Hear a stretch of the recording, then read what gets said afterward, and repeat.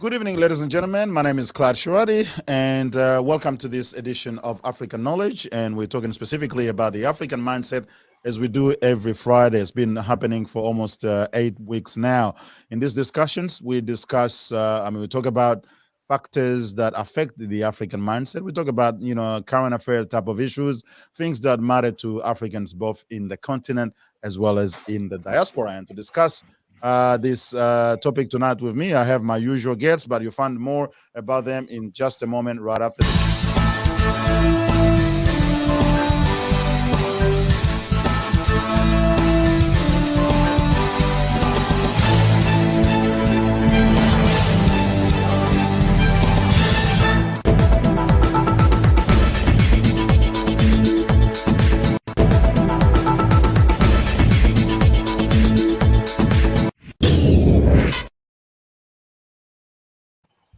Thank you very much. Tonight's topic for this African Mindset series is the African Union. This is a body that was created in the wake of the independence in early 60s. We all know about it. If almost every African knows the African Union. It used to be called the Organization of African Unity, I think. I can't remember. It's been that long. But anyway, it's now called African Union.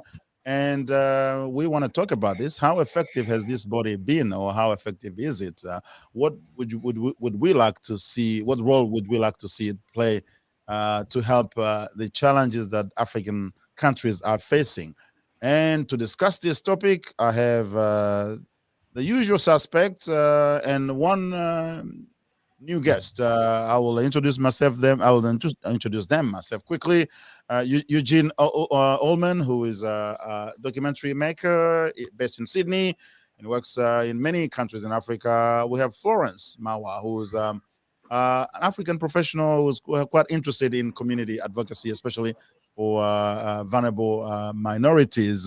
Dr. Matthew Mabefam, who's an anthropologist with Melbourne University, and Barry Mustafa, who is an engineer, also community advocate. And I have a new, should I say a new kid in town? No, I have a new guest, Prosper Taruvinga, who's a business person from a Zimbabwean background and who is in digital marketing area. So good evening, ladies and gentlemen. Good evening. Evening. All right. How have your week been? We're pretty much the weekend now. It's a good weekend. You're starting a good weekend so far. Not too bad. Not too bad. Okay. All right. Let's get into the topic for discussion tonight. The AU. And just a question is, and I'll start with a simple question: how would you rate the AU from the beginning to now? Has it been an effective body? What are some of its positive accomplishments, and what are some of its failing? What would you like to see it do? That's kind of more broadly, but how would you rate it out of 5? How much would you give the AU? That's sort of a broad question, but you go. Everyone can go anytime. Yeah, so probably I'll jump in just very quickly. I probably won't straight away give an answer whether it's a 5 or 2 or 1. I probably will give it a bit of a context. The Organization of African Unity was created, as you know, on the 26th of May 1963, officially in Addis Ababa, and it set itself some goals and targets at the time. The subject of the time was kind of to free Africa from colonialism and neocolonialism, and to achieve African unity ultimately. And in that regard, I think in terms of achieving liberating the African countries from colonialism, that was kind of more or less achieved in different stages. Some countries became independent earlier than others, but at the end of the day, I think we eventually got there. In the last country to become independent from European colonization was, I think, Namibia in 1992, if I'm not mistaken, or the 1990s. And then you have other countries that broke away from from other African countries. We're talking about more Eritrea, and after that South Sudan, and so on and so on. So overall, I think there was a good job that was done in terms of liberating the African continent and fighting kind of the apartheid system that was actually a problem for most of the Southern African region. And that was a success. Now, how to achieve what was the performance of the African Union or Organization African Unity? After that, that's where we started having kind of some pitfalls, some problems, and all that, and it became more like kind of a syndicate of small dictators, sometimes of presidents, of whatever mix of things. But at the end of the day, it became more like kind of an organization that hasn't been able to evolve from its beginnings, and it got stuck in the past, got stuck in kind of ineffectiveness. So in terms of effectiveness, I'll give it probably a rating of 1 out of 5. Yeah, Okay. overall. So that's probably my answer. 1 out of 5. That's what I would give it to in terms of effectiveness, because Yep. you can't rate it based on only one single thing. But overall, 1 out of 5. Yeah. No problem. That's Barry, 1 out of 5 overall. Thanks for that background sort of that you provided to the audience, so that we understand a bit more about the Organization of African Unity that became the African Union. Okay, who's next? I'm going to go next, and I'm going to go in the Please. same light as Mustafa in terms of a bit more context. So I'm rating it based on the vision that the AU has and some of the aims that it's outlining from its constitution. So from a vision perspective, it's talking about an integrated, prosperous and peaceful Africa, driven by its own citizens and representing a dynamic force in the global arena. And if I break that down into 3 chunks, integrated, prosperous, and peaceful, I think we can all safely say that there's a lot of work that needs to happen in that space, not only within the individual countries, but if you think to the original goal of Pan-Africanism, I don't know that we're any closer to that than we were in 1963. If anything, I think there's probably a lot more marginalization within Africa and individualistic tendencies across the countries, as opposed to a Pan-African vision. If we talk about driven by its own citizens, I think just your show last week around, funding from other forces, I think that one's up for debate as well, right? In terms of just how much of Africa at the moment is driven by African citizens versus other forces, and other forces at play in taking Africa's wealth and resources, not only mineral wealth, but even human capital like ourselves, who aren't even in Africa at the moment, right? And then talking about the global arena, I don't know that Africa has any higher standing on the global arena than it had when we started this journey. So on all 3 fronts, I feel like it's a vision, and I acknowledge the fact that a vision, obviously, it's something you're aspiring to. What I'm saying is I think there's still a long way to go. So what would be your rating then out of 5? I might be a bit more generous than Mustafa in that I might not give it a 1. I might give it maybe like a 2.5. Well, actually, out of 5, that would be 50%. So let's go for a 2. Let's give it 2. Okay. Give it a 2, because I don't know that we could say, if we were talking about pass or fail, just on those measures, I don't know that we could wholeheartedly say that we're passing at the moment. Yeah. That's all right. Yeah, and you don't need to excuse yourself. It's 2 out of 5. That's it. All right. Who's next? Dr. Matthew, Eugene. All right, Prosper, I'll go next. Go for it. Go ahead. Eugene. Okay, so before you give something a rating or before you assess something, you have to, I think, understand. You have to have realistic expectations of it. You can't rate something based on what it isn't meant to be. And I mean, I think we have to remember that the African Union is not. It was never set out to be like the European Union equivalent. It wasn't, common market, common decision making, common parliament. It never had those goals. So we can't expect that from them, because that's not what it was meant to be. As I understand it, I mean, yes, the Organization of African Unity had these objectives of decolonizing Africa and so on. But the African Union itself, as I understand it, is essentially a place for debate. It's essentially a forum where the entire continent, politically, the entire continent can meet and discuss. And it can only be a representation of the political elites of the countries, because that's what it was meant to be. So if we base it on that, then then we have to give it 5 out of 5, because that's what it is.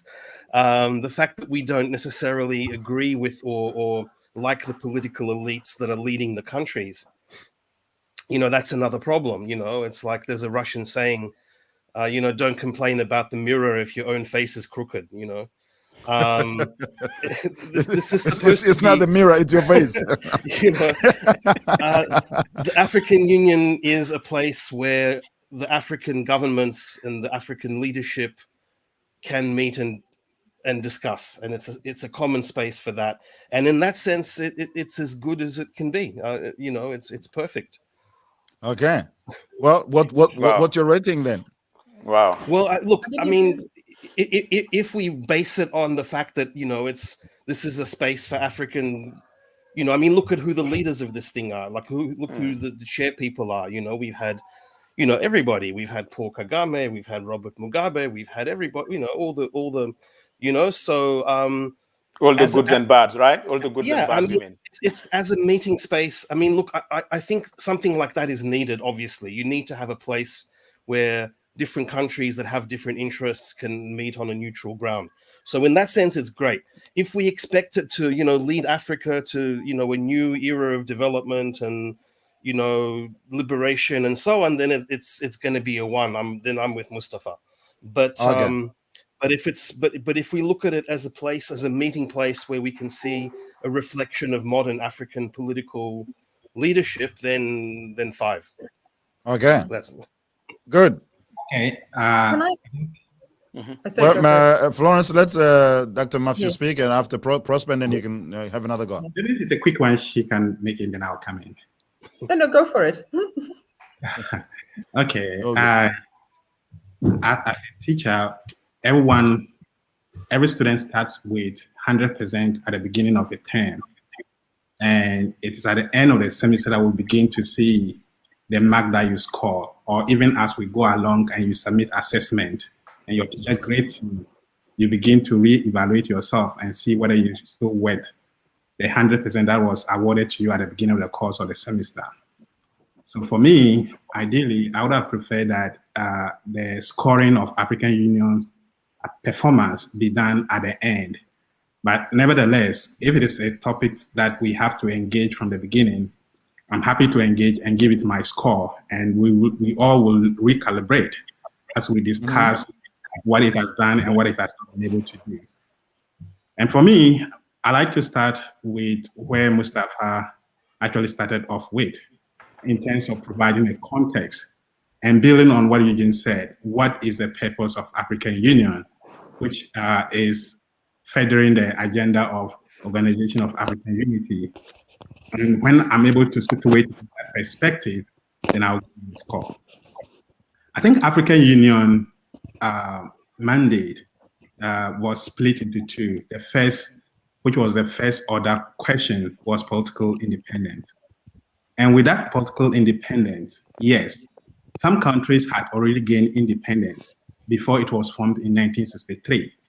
And those that were not independent yet were made an agenda by African Organization of African Unity to actually help them attain independence. And that they delivered. So on that basis, I think they performed their role in what they were supposed to do. Moving forward, and maybe probably later on, we may go into the nitty-gritty of what exactly they did. Moving forward to current dispensation, after it finished its role of decolonizing Africa, the next agenda, which is a second order question, is the economic independence and economic integration in the continent. Of course, there are other social, political, cultural issues that are all in the mix. But in terms of opening the continent up for integration, I would say it has done well, and there's more room for improvement. and African Union as we have it today, with a host of examples, I think they are on the right course to actually delivering that. One of the things that I would say, and I don't know how many of you have been to any Africa country in recent times. As a Ghanaian, when I arrived in Kenya in 2018, I was on my way to Ghana, and I had to spend some days in Kenya. I was automatically given a visa because I was a member of African Union, and I could go to Kenya or I could go to Nairobi without any hindrance. I did not need any form of passage visa to be able to do that. And my visa was given to me right on the spot on the airport. And I got that privilege because I'm a member of Africa Union. And that there was no any hindrance. I think it took me 2 minutes to get that visa, and I took off to Nairobi. And I think that is one of the ways of removing barriers so that people can travel within the continent. So that even if you need a longer stay, then you can work to get a longer visa to be able to stay. But for me, that in principle that I can get a visa on the spot just for the fact that I'm a member of Africa, it has performed, and in principle, I would give it a lot of kudos to that. Okay. Of course. Yeah, go ahead. Of course, it's a long journey, and there are a lot of things on the table that the African Union is actually working towards. And it has not that it has realized there's importance in trading and coordinating other activities within the continent. And I think that the establishment of the Free Continental Zone, which is the biggest on earth as we have it at the moment, with its headquarters in Ghana, the secretariat in Ghana, with South Africa, Nigeria as the biggest economy, all coming on board, I think opening up that, and that in principle, which has taken off, is actually integrating. And even before that, there has been, if you take the West African sub-region, for example, and we should not forget that African Union, they are sub-regional and they are all complementary, and they've all opened each other up by removing barriers that hitherto had prevented people from moving easily and trading. And African Union is actually cementing that. So if you look at ECOWAS in West Africa, if you look at Eastern African Community, if you look at SADC, if you look at Central Africa, they have all removed barriers and allowed themselves. So the role of African Union at the moment is to cement all these efforts together. And based on that, I would give it 4 out of 5 because I still believe that there's some work to be done. But based on, in principle, I think that I will give it 4 out of 5. 4 out of 5. That's your rating. That's your score. Yeah. Prosper. Oh, absolutely. I respect everyone's opinions on that. I just held on to one aspect of what they wanted to do, which is to invite and encourage full participation of the African diaspora as an important part of our continent in the building of the African Union. Now, I believe for this to happen, politics should not be involved. I'm going to speak out of love and respect. Based in Zimbabwe, even our own Zimbabwean fabric is riddled with past politics, which makes it very hard for people to connect. So I'm not quite sure how they would have managed to then cement from South Africa to Egypt to make all of that happen. I don't know, maybe somebody on the panel there has evidence of how this could have been a possibility. Okay. Yes, somebody wanted to yes. What was that rating? Sorry? So what was your rating?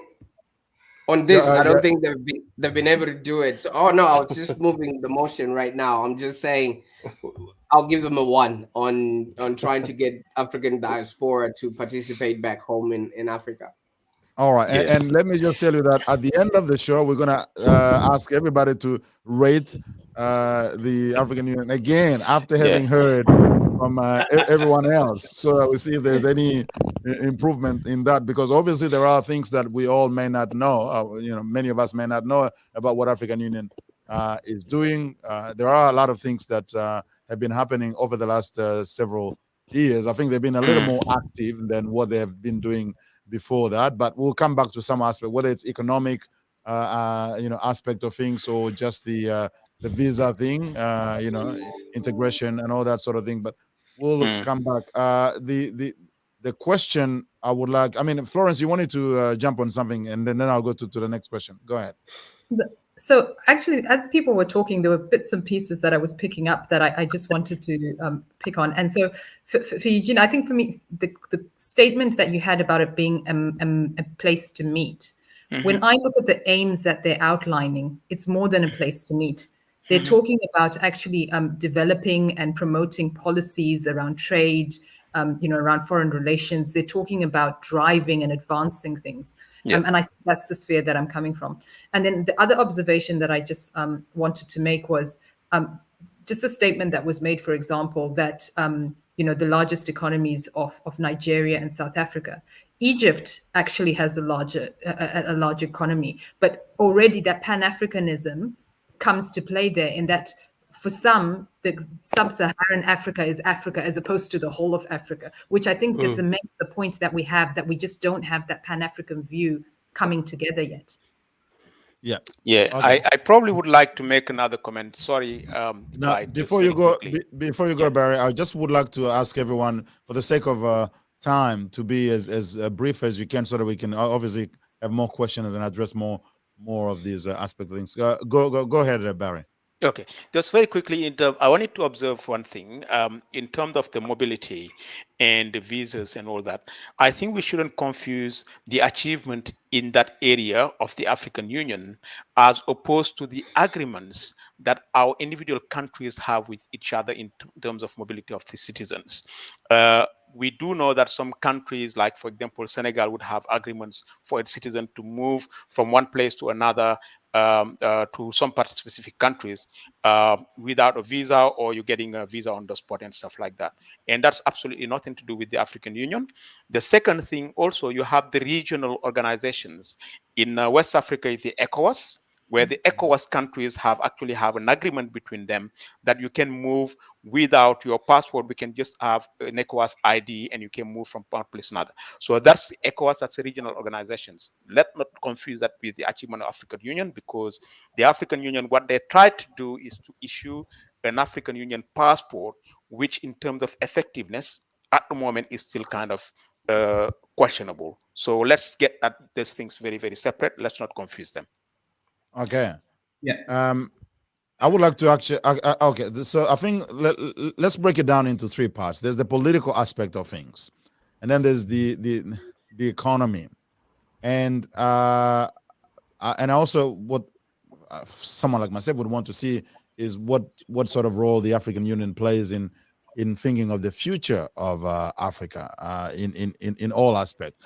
Now, I say politically, we've seen over the years. It's been more or less a place where dictators would come and have a meeting and have a photo, or if you have a party, and not much has have been happening. In fact, for quite some time, many of the African dictators were getting support from other dictators from the African Union. But then it has changed. It has changed a little bit. Even though we're seeing other coups happening now, and it's quite unsure. But let's for a moment just assess the African Union politically, and see how effective, if at all, it has been in its political objectives. And then we'll go into the trading, the economy and trade, and after that we'll talk about diaspora as well, which is a question that Prosper ask, and I think that's a very important aspect of things as well. All right. Yeah. Okay. Sorry. Matthew, go ahead, Matthew. Yes. So we are addressing the political question now, and I'm happy that has come up, and it's tied to a lot of things that other people have raised. In making my commentary, I did say that African Union is building on some of the achievement that these regional bodies have achieved, so it's complementary. I will not necessarily dissociate them all entirely. In terms, at the start of African Union, there were three basic positions, or if you want, camps. And that is the Anglophone camp, the Francophone camp, and the Arab camp. and that it was difficult to bring these camps actually together. I would say that in terms of political, we have actually achieved a lot in moving the agenda of Pan-Africanism, because at the start of Organization of African Unity, how many countries do we have who were members? About 30. Today, how many do we have? 55. So the Middle Eastern part, the Egypt and all those countries, they are not part. At the beginning, they were not part. A lot of them were not part. And they were not part because of the Israeli question and other stuff that Sub-Saharan Africa, who had that attained independence, acknowledged and opened diplomatic relationships, which upset them because of their relationship to Palestine and other stuff. So that we have to be clear. So at the moment, we actually have all of them as part of African Union, and we actually have 55 countries who are actually part of African Union, which politically is a good thing, because at the start, that wasn't what we have. So I think there has been room to bring everybody on board. One of the things that we have to admit is that African Union does not operate with a Nuremberg approach in terms of criminalizing each other. Or if somebody does something, it has to move to make a criminal offense against it. It uses what we call the political settlement question. And that is where I agree with Mustafa, no, I agree with Eugene. They come to discuss. And one of the things I would also highlight is that dissenting views does not necessarily mean there's no unity. We can't have groupthink. We can't have 55 countries come together and they are all thinking in the same way. It is the differences that come together that lead us to discuss, to get a position. And the fact that we don't have a common agreement at these places does not necessarily mean that there's no political unity among African countries. That's what I would say for now. Okay. Anybody else wants to go on the political? No, I think that's absolutely right. And I think that I agree with that 100%. And I think I wasn't actually joking before when I said that, 5 out of 5 as a space, a neutral space for countries to meet and discuss, because I think that's actually a very valuable and important thing. I wasn't being sarcastic about it. But I think that at the same time, like, if you look at the African Union things, like if you look at what there is a Pan-African Parliament, apparently, right, that they've set up, right?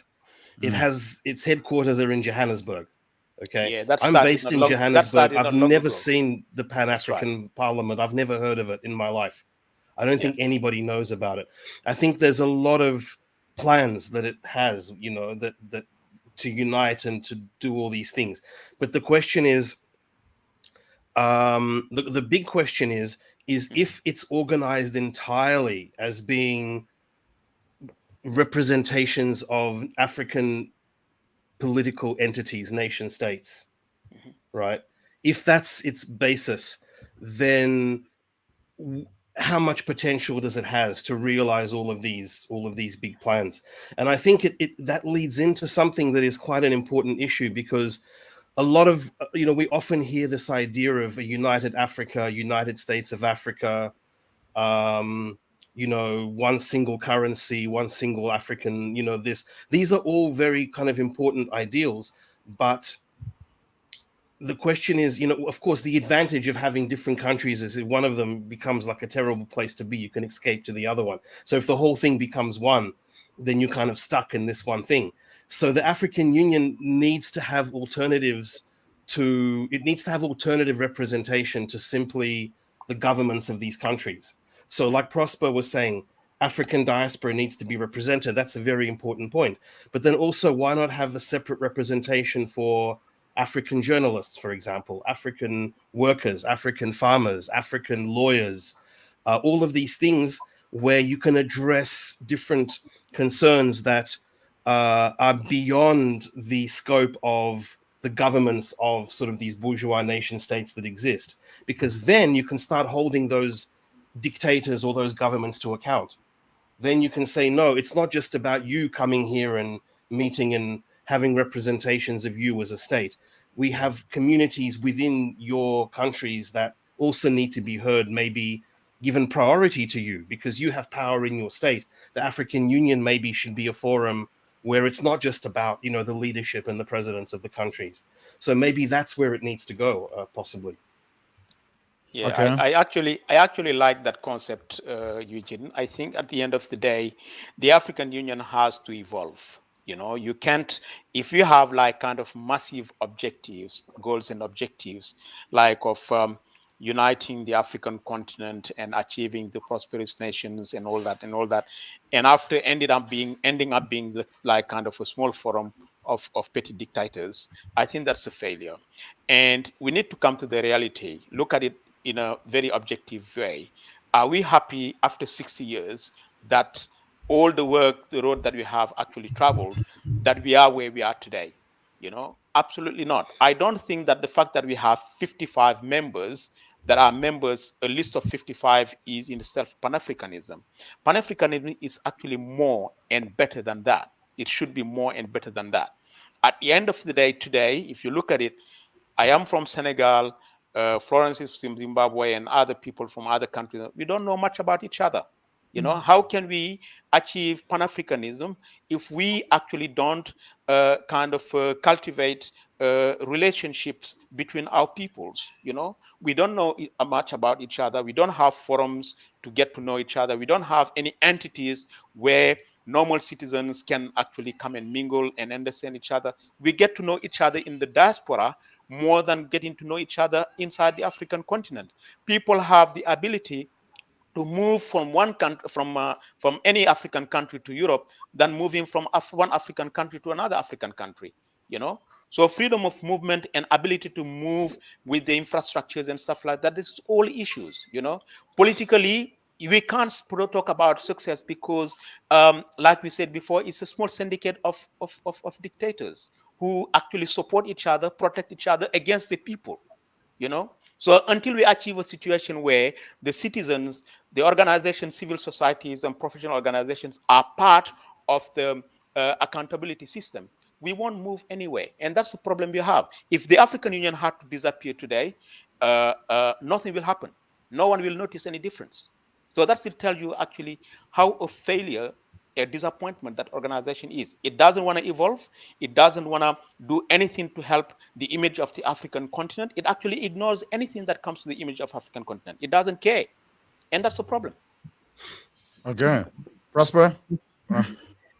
I'm just gonna say what Mustafa is saying. Apparently, they're having a expo in Dubai, not in Africa. They're gonna go and showcase in Dubai. So there you go, Mustafa, with your point there.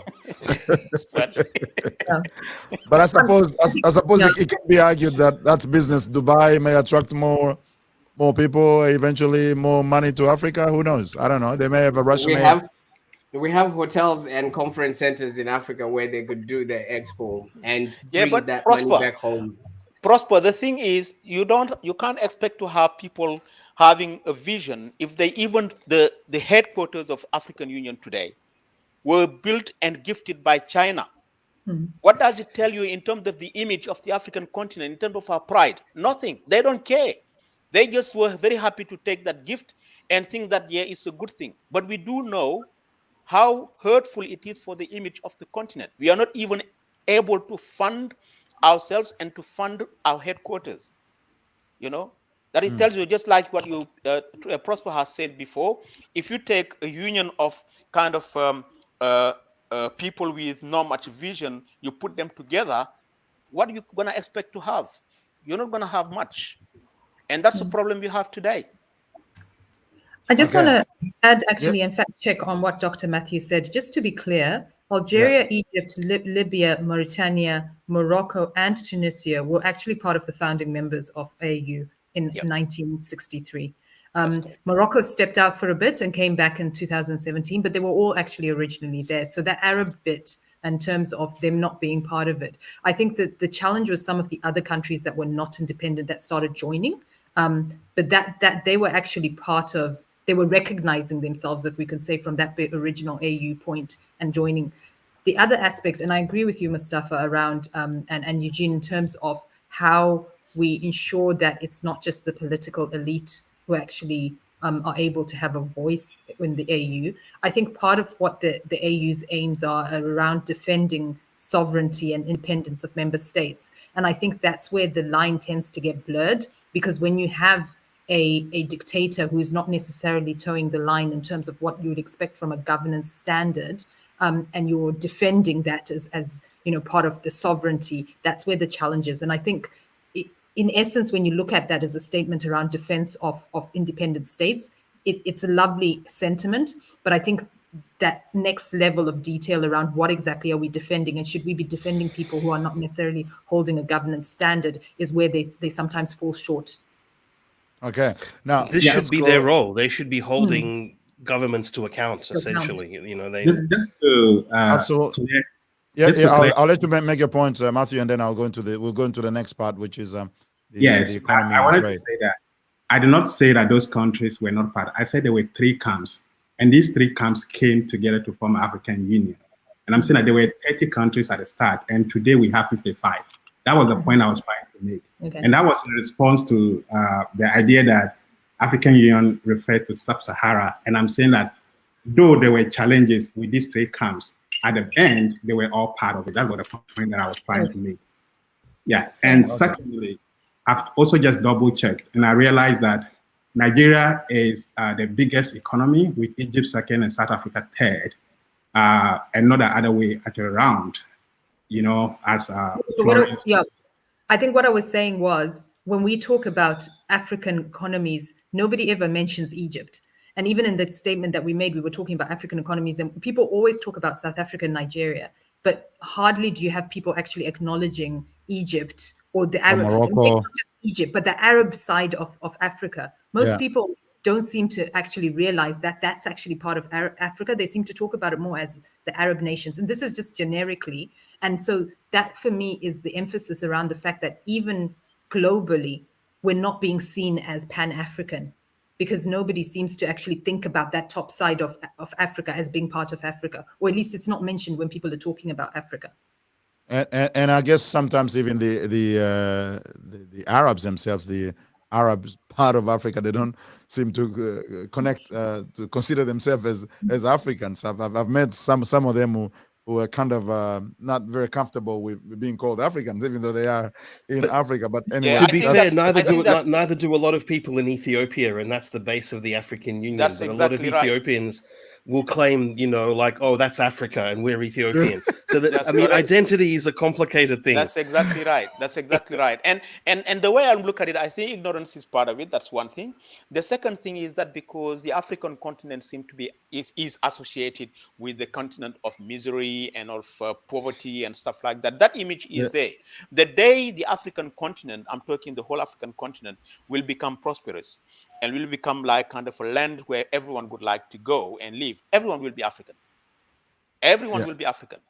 All the people who are rejecting it today are going to be Africans. Just to make a very quick point, just that when Pan-Africanists talk about the Pan-Africanism and the African diaspora, are they including the Egyptian diaspora and the Moroccan diaspora in Absolutely. that?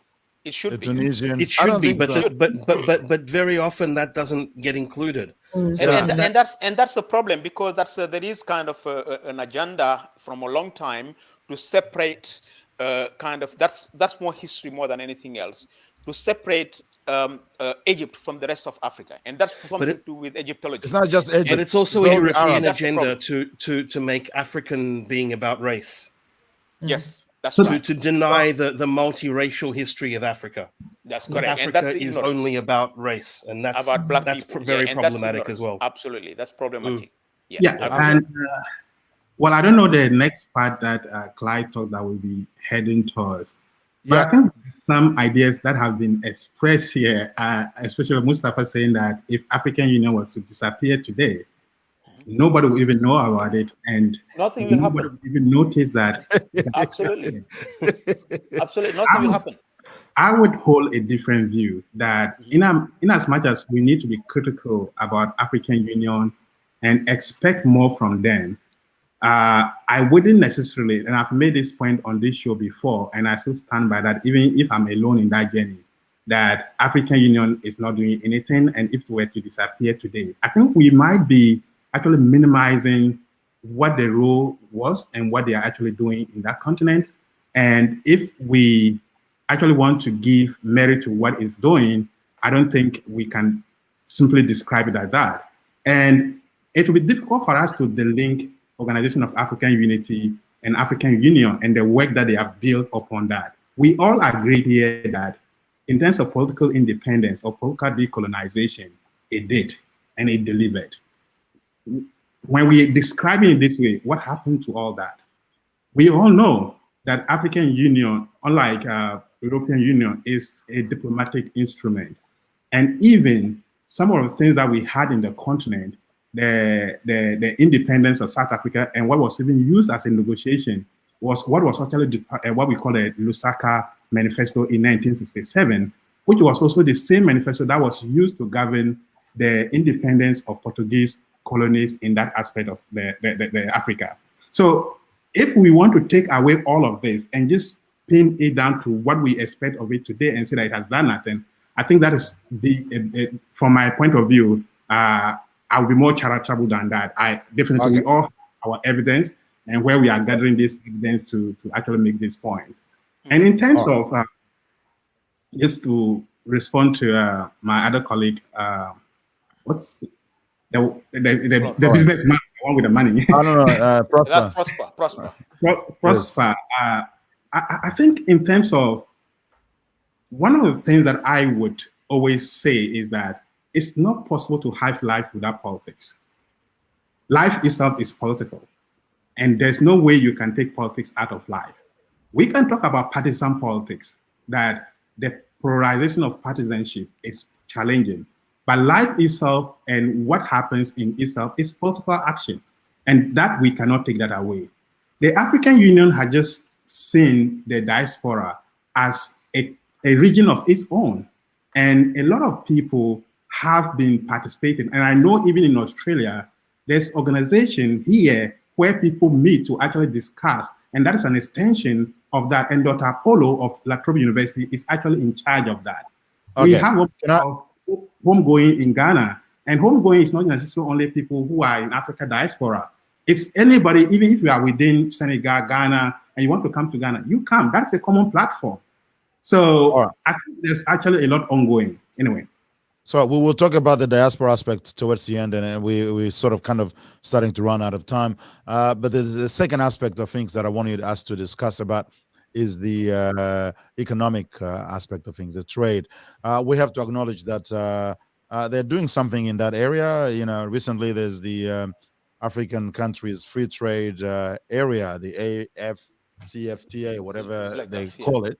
Has been an achievement, at least on paper, when many of the countries agreed to be part of it. Even Nigeria previously decided not to sign, and then later they agreed that they would sign it. But that is an achievement, isn't it? Even though in practice, it's still, well, obviously it's still very recent that this was achieved, and it will take many years to be able to see any outcome on the ground, especially the fact that there are not a lot of infrastructures to be able to facilitate the trade, even though on paper people want to do trade. But it's at least some achievement that we have to acknowledge, isn't it?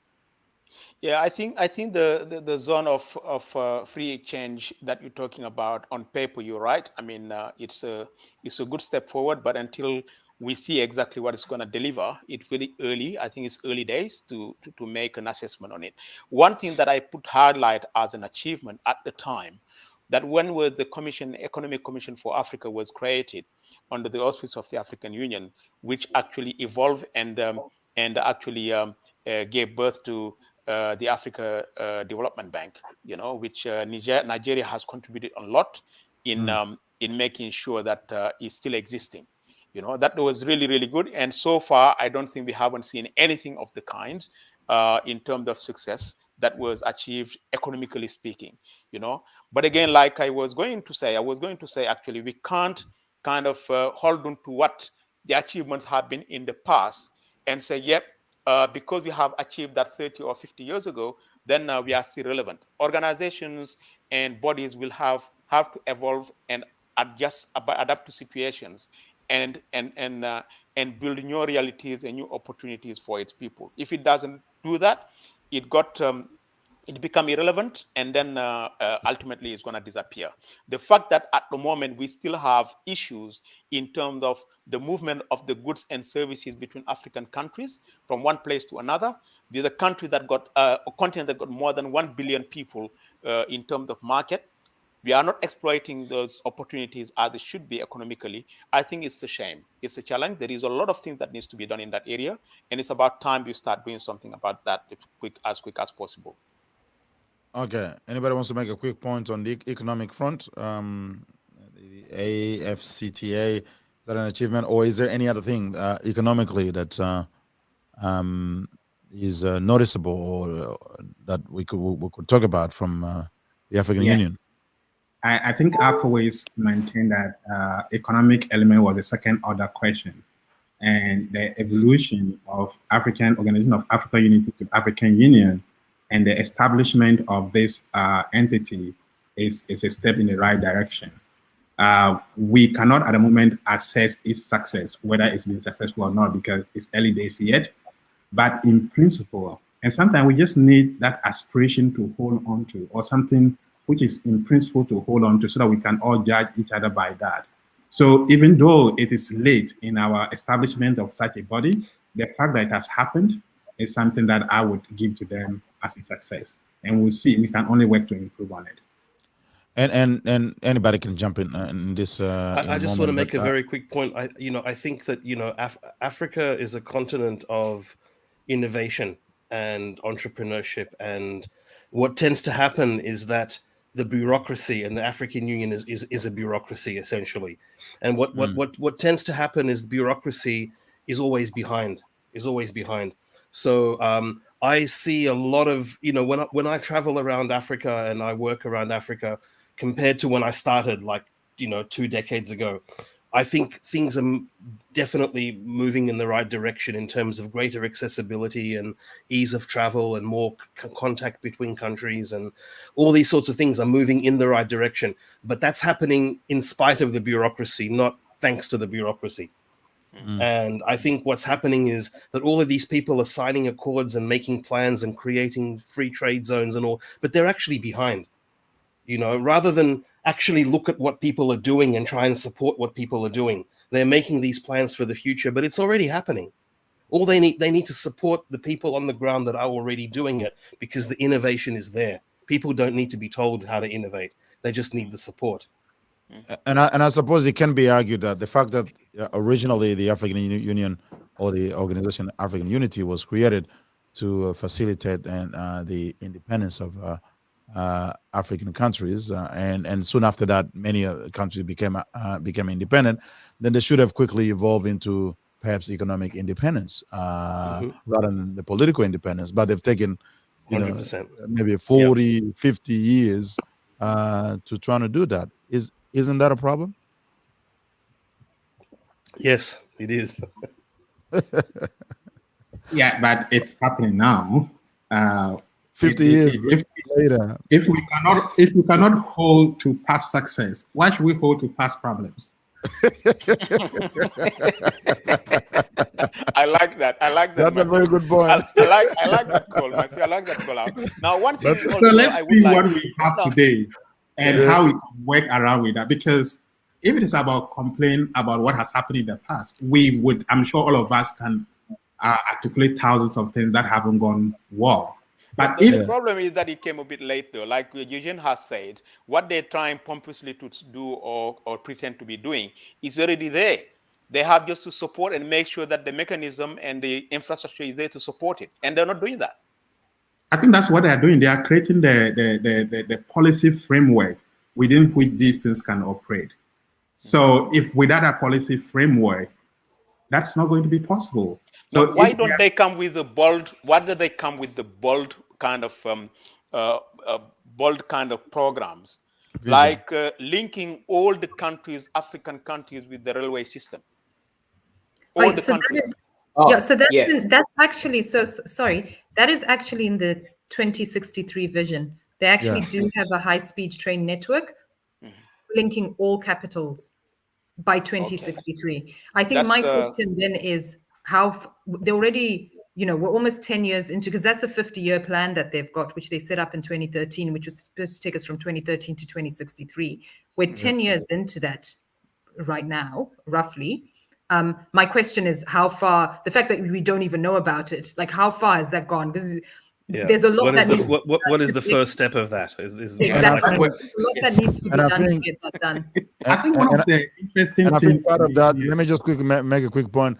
And I think part of that, there was also the idea of creating a highway from Cape Town to Cairo, if I'm not mistaken. And apparently Egypt has done its part and getting that highway done, but no other country, African country, has done anything in relation to that. Is that the reason why they're separating themselves now from the rest of Africa? Because they've done the work. This is Prosper. What it means is actually they are not separating. They're actually doing their bit to unite the African continent. The others are not doing their bit. What I'm just saying is that they're tired now of not, people not helping them. They're like, nah, we'll keep our roads and everything else. One of that, and it's more of a question. Since there's a lot of things we don't know about African Union, is it African Union's problem that we don't know what is contained in their documents, or is our problem that we don't know? No, I think it cannot be the problem of everybody, because everyone got the same problem everywhere, whether it's in Africa, whether it's outside of Africa, whether anywhere. It's just so ineffective in terms of communicating, marketing itself, and even kind of showcasing the positive things. They're just useless. That's the reality. And the other thing also, you're talking about political influence. The African organization, African Unity, was more influential politically and diplomatically between 1960, 70 until the mid 80s than what we got here today that we're calling African Union. Ineffective, I'm sorry about using that word, impotent, and everything and all that you can say. The Europeans came into Africa, killed a kind of a sovereign state leader, invaded and killed and all that. The African Union wasn't able to issue even one statement, to condemn that act or to do anything about it in a concerted manner in the United Nations. Nothing. Okay. All right. I guess we're getting back into the political aspect of things there. Before we finish, I want to quickly speak about the diaspora aspect. I mean, it has already been mentioned a little bit here, but how would we want the African Union to engage with the diaspora? I agree with what Dr. Matthew has said, because I know there's been some efforts from the African Union to communicate with the diaspora. There are some structure that has been established, and even here in Melbourne, I'm not sure if it applies for the whole of Australia, where Dr. Apollo, who's a lecturer at the Chobe University, has been chairing that. But I think the whole communication about African Union programs, vision, and whatever they need to communicate has been not so effective after all. That's answer your question, Matthew, when you were saying if it's our problem or the African Union problem, if that we don't know about their program. I think it's more of their problem, that they should invest more in communication. But I have to acknowledge there has been some efforts in that space. But what would we like to see more in that area? I personally would like to see more community involvement. I would like to see more community engagement. Not only we talk about the diaspora, not before they start talking the diaspora, I think they will need to engage with the local communities in Africa first to make sure that there is a level of dialogue and understanding and accountability between the African Union, or whatever it is called, and the African communities, and by extension, the diaspora as well. And when we're talking about the diaspora, we're not talking only about the Africans from Africa who are living abroad. We're talking about the wider diaspora. We're talking about people from Haiti. We're talking about people who are of African descent in other countries as well, who have a vested interest in what is happening in Africa, because at the end of the day we will be successful is going to have a positive impact on all those people. And there are people who are really, really good Pan-Africanists, great Pan-Africanists in that diaspora. If you take, for example, in the West Indies and all that, there are great people, prime ministers and all that, who actually use the Pan-Africanism as a platform, a political platform. We should be able to include all that as part of the diaspora and engage with them and see how we can work together. All right, so I'll just get everybody to make a 1 minute comment, because at the end of that we will be running out of time. Yes. So to just say that what Mustafa just ended, I think after the African Union acknowledged that the diaspora is one region, the first place they held the meeting was in the Haiti or the Caribbeans, which was not only focusing on Africans in the diaspora, but all of them. So the first meeting they had was in that part of the world, to acknowledge the fact that they are part of us and they have expressed interest to be part of Africa. So that's one point I wanted to make. And the second point is, it might just be an issue of which network you belong, because Africa Center, Africa Center at the University of Western Australia has had, for this year, for instance, about 3 or 4 conferences and forums where African Union, actually the one in charge of Africa Diaspora, that is the region, actually came or spoke several times. So it might just be which network you belong to. In my network, and for me, where I sit, I've seen them very active and making a lot of conversation. And they were even talking about engaging African Australian youth and how they can connect them to African youth, those who are based in Africa itself. So it just depends on which network you belong and what we get to hear. Okay. No, those kind of things are just gestures. I'm not interested in bureaucracy and meetings and stuff like that, because it's talking about people on top of there, like politicians and university getting together and all that. But I'm talking about grassroots and people. No one knows anything. Barry, I know that point can we can discuss more about that a little bit later. Let's hear from everyone 1 minute and sort of comment on, especially the engagement with the diaspora. What else would you want to actually see, or what would you like to see the African Union do? I'm reflecting on on the statement that Dr. Matthew just made, and I think I acknowledge that I think that is the case, and I'm actually reflecting on it in terms of how does someone who is not in those networks, find out about those networks? Is it? I think it is a two-way street. There's a piece around us finding out, but there's also, I think, a piece around how do they step out of the traditional networks that they're in to find the people who don't know about those networks. Because to be honest, out of all the things you've mentioned, I was not aware of any of them. Okay, Prosper.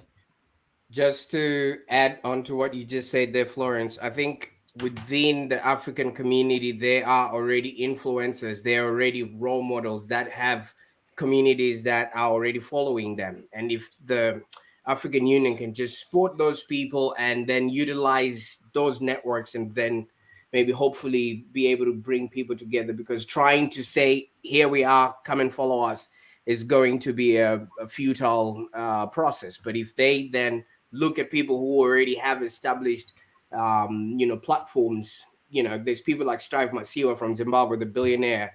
He has over 1 billion people from whoever that are Pan-African people like him could be utilized as a platform to then influencers. All right, so I suppose that goes into your field about marketing. We need to they need to do their marketing a little bit better, and then because I think they tend to limit themselves more to the academic networks. That's my understanding. They do just like Dr. Matthew said. There's a lot of activity. There are conferences in universities. Even the Dr. Apollo that I mentioned was from La Trobe University. There's a few things happening in the academic sector, and if you're not into that network, you might not necessarily be connected to anything else. So they need to remove themselves, or not remove, but actually get out of that academic network and go into the people, find the influencers who can actually talk about African Union and bring other people to connect to the vision that they have. Eugene, you have a point to make before we finish?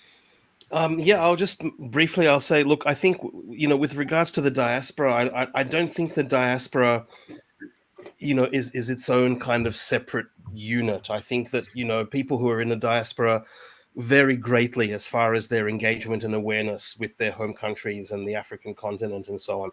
And I think that it's more about creating forums that have specializations in certain things. If there's a forum for technology, if there's a forum for journalists, if there's a forum for small business, if there's a forum for trade unions, I think there'll be different voices that will be engaging in that, whether they're from the diaspora and from Africa. And I think relevance is very important. I mean, I have been living in Africa since 2001, and I can't remember. I've been trying to remember one instance in my life over this time, just 2 decades, when I've heard somebody say, "Thank God for the African Union." Like, isn't it great that we have the African Union? That, wow, the African Union has helped us.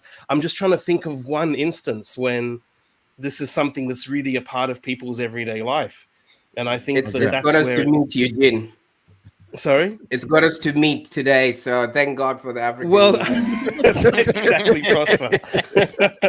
Exactly. But I think we need to kind of need to think about who are the people that are actually doing it, who are the people that are doing the things, and how can these bureaucracies be pushed to support them. All right. Before we finish, it was really running out of time. I'm going to ask you to rate the African Union again, but this time, rather than just general rating, I want you to break it into the 3 areas: political, economic, and what I would call diaspora and future of African Union. So I want you to rate on those 3 fronts. Perhaps it may be more accurate. After listening to everyone, how do you rate the African Union on the political field, on the economy, and diaspora and future? Quickly, and just you don't need to explain again, but just rate them. I would give politically 4, economic 3, and future 5. Okay. I would give political 1, economic 3, diaspora and communities 1. Okay. Okay, so political for me 3, economy 1, diaspora -1, future 4. That's a very good -1. Prosper, I like you already, man. Florence. I'm going to go. I'm going to go political 3, but that's because I'm also looking at the foundations. I know you said no explanation, but I need to say that. Economic, I'm going to go a 2.5, 3. Diaspora, I feel is probably a 2, and future, I'm optimistic, so I'm going to go 3.5. Okay. Eugene? Okay, so I'll go politically, I'll say 4.5. For the economy, I'd do 1 or half, and 0.5. diaspora / community / future, I would say 3. I'll be right down the middle. I'll say 3. Okay, well, I haven't given future and perspective. I would give it a 2. Okay, cool. Future I'm not giving any rating. I'll let you guys do the. I'm very generous. Matthew, I've been very, very nice this time. I think I've been very, very nice and very patient with all of you. Everyone's been super nice. We'll meet behind the doors. All right. Thank you very much, guys. It's been a very, very interesting conversation on African Union. We all actually would want to see African Union do a lot better than what it is doing now. Let's not be too harsh. There are a lot of issues that the African continent is full of issues, unfortunately, and it's not easy for any body, any entity, any organization to be able to make inroads without having these underlying fundamental issues resolved. So I guess they are trying, but we could say that they've had a lot of time over the years, over the decades, to do more than what they are doing now, but hopefully they will do better. We will continue to have future discussions on the African Union in our future editions. Until then, thank you very much for all of you, and I wish you a very happy weekend. Thank you. All right. So, thank you very much, guys, for all of you watching over the internet. Please, as usual, share our video, subscribe to our YouTube channel, and if you have something you want to share, and if you want to participate in discussion, let us know, because we had a gentleman earlier there, I think was James Garang, who said he wanted to participate. We want to be inclusive.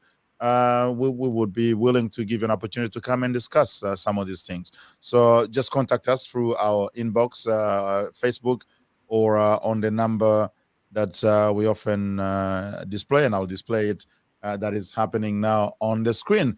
All right, until next time, as usual, stay blessed and stay safe. Thank you very much. Okay. All right, that's the